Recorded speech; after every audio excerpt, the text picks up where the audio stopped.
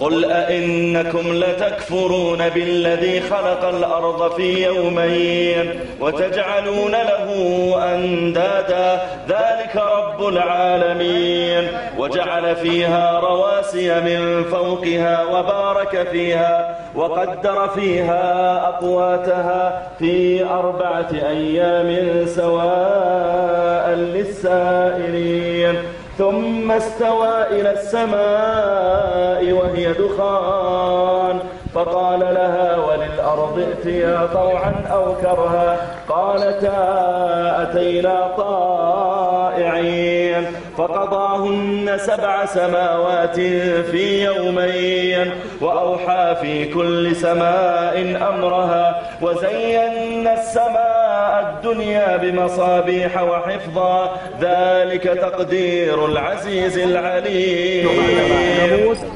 فإن الله سبحانه وتعالى يضعنا في الجنة، والجنة فيها كل المتع وكل الأشياء التي يريدها الإنسان.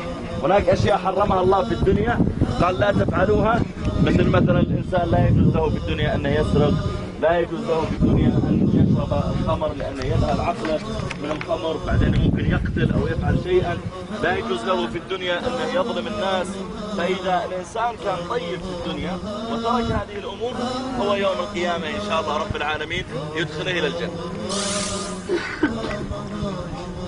Anasema ya kuwa Mungu ameweka ni uzima wa milele.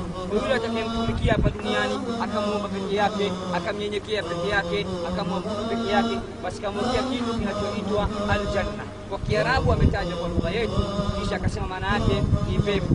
Maana yake uzima wa milele, maisha yaliyo bora kabisa, ambayo ndani ya maisha yale kuna kila kitu ambacho duniani hakuna. Kuna starehe zote, kuna vinywaji vyote, kuna kila aina ya pombe ambayo Mungu ameiandaa kwa ajili ya waja wake. Hapa duniani Mwenyezi Mungu kuna vitu ambavyo katukataza. Kwa mfano anasema kuwa katika vitabu vitakatifu hapaswi mwanaume na mwanamke wakafanya mapenzi kabla ya kufunga ndoa. Lakini siku hiyo katuwekea wanawake wengi. Yaani mwanaume mmoja anaweza kuoa zaidi ya wanawake wangapi? أريدهم أن يقولوا ورائي الشهادة ممكن الله يفتح على قلوبهم بعدين قل لهم رددوها. Anakuombeni, anakukaribisheni katika dini yetu ya Kiislamu, dini ya manabii wote na mitume, na anasema kuingia kwake hakuna gharama. Uchinji ng'ombe, ng'ombe, utoi pesa, utoi mbuzi, ni maneno tu unayatamka. Ukiyatamka basi tayari na wewe ushakuwa katika wale Waislamu ambao ni wamemkubali Mungu na wanamjekea Mungu. Hivyo anasema anaweza akawasomea maneno haya na yake atajisikia furaha. Wallahu musta'idin. Jamani naomba tutulie, anasema kitu tumpatisha, anasema kidole hivi. Ashhadu anna la ilaha illa Allah wa ashhadu anna Muhammadan rasulullah.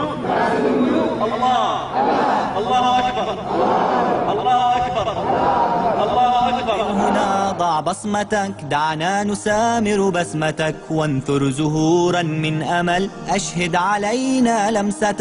أقبل هنا ضع بصمتك.